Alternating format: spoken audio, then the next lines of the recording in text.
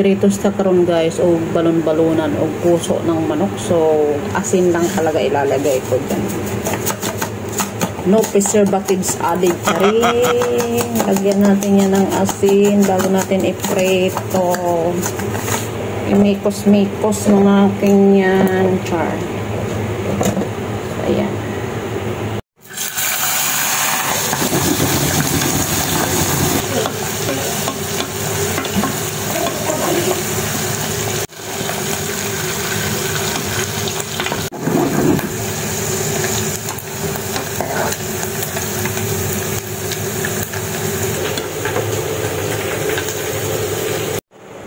So, ayan na guys. Sausaw natin yan dyan sa maanghang. Diba?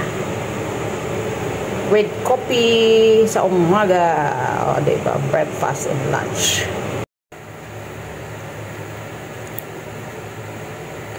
Masira mo.